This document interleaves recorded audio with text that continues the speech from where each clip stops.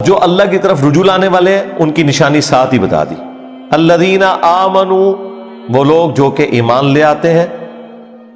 وتطمئن قلوبہم بذکر اللہ، اور پھر ان کی حالت یہ ہوتی ہے کہ ان کے دلوں کو سکون اللہ کی یاد ہی میں آتا ہے. الا بذکر اللہ تطمئن القلوب، آگاہ ہو جاؤ، اللہ کے ذکر ہی میں دلوں کا سکون ہے. یہ سورۃ الرعد کی آیت نمبر 28 کا وہ پورشن ہے جو ہم نے اپنے دونوں اذکار کارڈ، صبح و شام کے اذکار کارڈ اور فرض نماز کے بعد اذکار کارڈ کے اوپر یہ آیت ٹاپ کے اوپر لکھی ہوئی ہے. آگاہ ہو جاؤ، کان کھول کر سن لو کہ اللہ کی یاد میں، اللہ کے ذکر میں ہی دلوں کا سکون ہے. اب یہ آیت ایسی ہے کہ اگلا پورا درس اور کئی ایک لیکچر صرف اس ایک آیت کے اوپر ہو سکتے ہیں اگر کراس ریفرنس میں ہم آیات اور احادیث کو کنسیڈر کریں.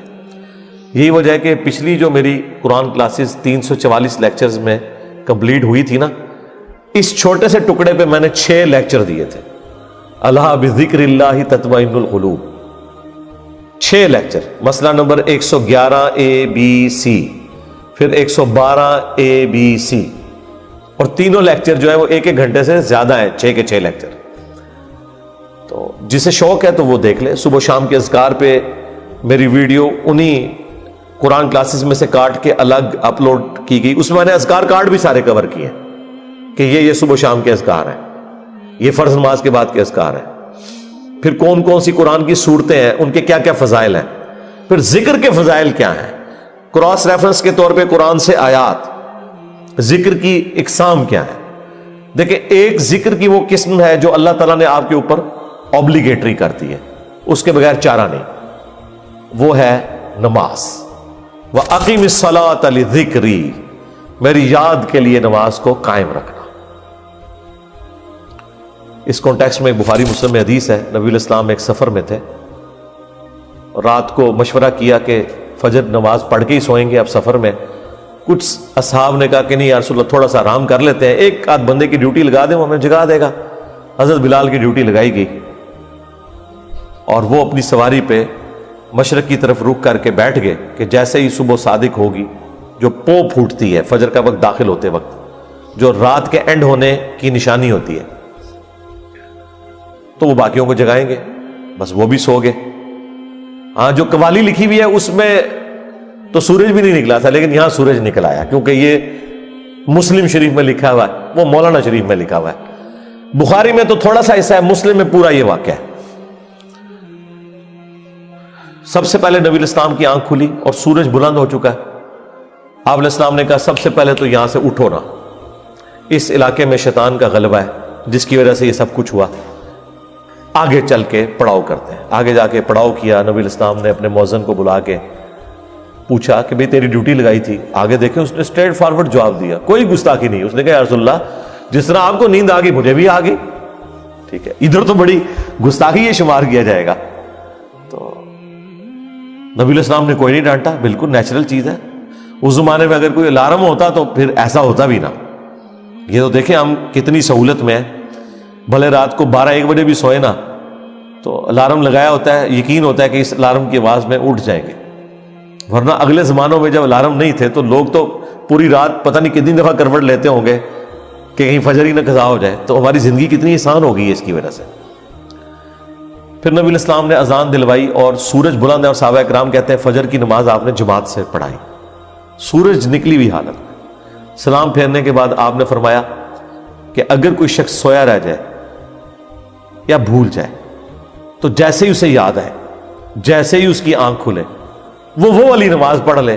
اس کے لیے وہی اس نماز کا ٹائم ہے، اس کے لیے. اس کو روٹین نہیں بنانی، اور تسلی بھی یہ دے دی کہ ٹینشن بھی نہیں لینی. ٹھیک ہے، اگر ایسا معاملہ ہو گیا اللہ معاف فرمانے والا ہے، جان بوجھ کے تو نہیں کیا، اور تمہاری وہ نماز قضا بھی نہیں ہوگی. ظاہر ہے کہا اس کے لیے اس کی نماز کا ٹائم وہی ہے، وہ قضا بھی نہیں ہوئی، ادا پڑھی ہے تو جماعت کرائی ہے نا، ورنہ سورج نکلے ہوئے فجر کی نماز کا ٹائم تو نہیں ہوتا. اور پھر آپ نے اینڈ پہ قرآن کی آیت تلاوت کی، سورہ طٰہٰ کی، وَأَقِمِ الصَّلَاةَ لِذِكْرِي، میری یاد کے لیے نماز کو قائم رکھنا. یعنی یہ نماز وہ چیز ہے جو اللہ کی یاد کو قائم رکھنے والی چیز ہے. یہ 5 ٹائم اللہ نے اس لیے مقرر کیے ہیں کہ اگر کوئی شخص کچھ بھی نہ کر سکے، ایٹ لیسٹ یہ 5 اوقات میں چاروں نہ چار میرے سامنے جھک جائے، اس کی حاضری لگ جائے گی. وہ یعنی جس طرح ایک بندہ فوجی پریڈ کرتا ہے، وہ چاہے بوجھل دل سے بھی کر رہا ہے، اس کی ڈیوٹی شمار ہو جائے گی. یہ نماز ڈیوٹی ہے. یہ شیطانی وسوسہ اپنے دماغ سے نکال دیں کہ اگر کسی کا نماز میں دل حاضر نہیں ہے تو اس کی نماز قبول نہیں ہے. نہیں، نماز کے فرائض میں آپ کہیں قرآن و حدیث میں نہیں دکھا سکتے کہ خشوع خضوع اس کا حصہ بنایا گیا ہو کہ نماز کے اتنے فرائض ہیں ان میں سے خشوع خضوع بھی ایک ہے. نہیں، خشوع خضوع کبھی ڈسکس ہی نہیں ہوا اس حوالے سے. ترغیب کے لیے ضرور ہوا کہ اہل ایمان کی نشانی ہے کہ وہ توجہ سے نماز پڑھتے ہیں. یہ کہیں نہیں آیا کہ جو توجہ بڑھ جائے اس کی نماز نہیں ہوتی، یہ کبھی نہیں ہوا.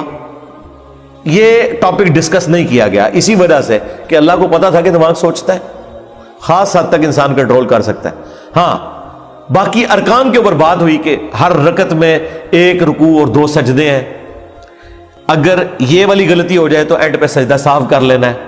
لیکن کہیں پہ خشوع خضوع نہیں ڈسکس ہوا کہ اگر کسی کو خیال آیا تو وہ نماز ہی دوبارہ پڑھے یا وہ اینڈ پہ سجدہ صاف کرے. یہ بات ڈسکس نہیں کی گئی اسی وجہ سے کہ اللہ کو پتا تھا کہ یہ ایک ڈیوٹی ہے جو انسان نے پوری کرنی ہے. اور اس دھاگے کے ساتھ انسان پھر بندہ رہتا ہے جب، تو یہ 5 اوقات میں جب اللہ کے سامنے آتا ہے نا تو پھر وہ اللہ تعالیٰ سے اپنا دامن چھڑا نہیں سکتا. باقی کی زندگی بھی اس کی پازیٹیو ہو جاتی ہے. جو اللہ تعالیٰ نے فرمایا کہ نماز بے حیائی اور برے کاموں سے روکتی ہے اگر کانٹینیوسلی انسان پورے پروٹوکول کے ساتھ نماز کو پڑھتا رہے. تو میری یاد کے لیے نماز کو قائم رکھنا، یہ حدیث بخاری میں بھی ہے اور مسلم کے اندر بھی. یہ کتنی ڈھارس بنانے والی چیز ہے. تو یہ وہ ذکر کی فارم ہے جو اللہ تعالیٰ نے اوبلیگیٹری رکھ لی. اسی طریقے سے اپنے مال میں زکوٰۃ دینا، یہ بھی وہ فرض ذکر ہے اللہ کا جو آپ نے کرنا ہے. اللہ کی یاد. مال خرچ کریں گے تو جس کے لیے خرچ کر رہے ہیں اس کی یاد میں کر رہے ہیں، اور یہ پتہ ہے کہ اس نے پوچھنا ہے کہ نہ اگر زکوٰۃ دی تو تمہارے ساتھ یہ کیا جائے گا. جو سورہ توبہ میں آیا کہ ان کا مال جو یہ جوڑتے ہیں کنز بنا کے اور اللہ کی راہ میں زکوٰۃ نہیں دیتے تو قیامت کے دن ان کی پیٹھوں پہ، ان کے پہلوؤں کے اوپر، ان کے ماتھوں کے اوپر یہی سونا اور چاندی گرم کر کے داغا جائے گا اور کہا جائے گا کہ یہ ہے وہ مال جو تم نے دنیا میں جوڑا تھا. اور بخاری مسلم میں تو آیا کہ سانپ کی شکل میں مسلط کر دیا جائے گا. وَلِعَوْذُ بِاللَّهِ تَعَالَى. تو یہ ایک بڑا سینسٹیو ٹاپک ہے. اسی طریقے سے حج، وہ بھی فرض ذکر ہے. رمضان کے روزے، وہ بھی فرض ذکر ہے، اللہ کی یاد دہانی. لیکن نماز ایسی چیز ہے جو روزانہ 5 وقت رکھتی ہے. یعنی کوئی کتنا بھی گیا گزرا ہے، کچھ بھی نہیں کرتا، کم از کم 5 وقت اللہ کے سامنے جھکے. چاہے وہ دل سے جھکتا ہے، چاہے وہ خشوع خضوع سے جھکتا ہے، اس نے اپنی ڈیوٹی پوری کرتے رہنا ہے، کرتے رہنا ہے. ایک وقت آئے گا اللہ تعالیٰ استقامت دے گا. ترجمہ یاد کریں، خشوع خضوع کا اہتمام کریں تو انشاءاللہ اللہ تعالیٰ یہ آسانیاں پیدا کر دے گا آپ کے لیے. یہ وہ ذکر ہے جو فرض ذکر ہے. دوسرا ذکر وہ ہے جو اللہ تبارک و تعالیٰ نے قرآن کے لیے یوز کیا. اِنَّا نَحْنُ نَزَّلْنَا الذِّكْرَ وَإِنَّا لَهُ لَحَافِظُونَ. بے شک اس الذکر، یاد دہانی یعنی قرآن کو ہم نے نازل کیا اور ہم ہی اس کی حفاظت کرنے والے ہیں. تو قرآن بھی اللہ کا ذکر ہے، اللہ کو یاد دلانے والی چیز ہے. یعنی جو چیز آپ کو اللہ تعالیٰ کی یاد دلا دے، اسی لیے اسے کہا گیا الذکر. اب قرآن کی اہمیت میں بولا جائے، وہ تو پچھلے دنوں جو سویڈن میں گستاخی ہوئی اس پہ میں نے تفصیل سے صرف قرآن کے اوپر ہی سارا کچھ ڈسکشن کی ہے. پھر ہماری یہ جو نئی والی قرآن کلاسز ہیں، اس کے پہلے 6 لیکچرز جو ہیں وہ قرآن سے ہی ریلیٹڈ ہے. 40 علمی پوائنٹ میں نے ڈسکس کیے تھے، جسے شوق ہے وہ دیکھ لیں. تیسرا جو ذکر ہے جی وہ ہے الذین یذکرون اللہ قیاما وقعودا وعلی جنوبہم. اہل ایمان کی نشانی ہے کہ وہ خواہ کھڑے ہوئے ہوں، خواہ بیٹھے ہوئے ہوں، خواہ وہ اپنی کروٹوں پر لیٹ رہے ہوں، ہر حال میں اللہ کو یاد رکھتے ہیں. حتیٰ کہ دیکھیں اما عائشہ سے پوچھا گیا جنابت کے کانٹیکسٹ میں صحیح مسلم میں حدیث ہے کہ کیا اس حالت میں بھی نبی علیہ السلام اللہ کو یاد کرتے تھے؟ تو انہوں نے کہا کہ اللہ کے نبی ہر حال میں اللہ کو یاد کیا کرتے تھے۔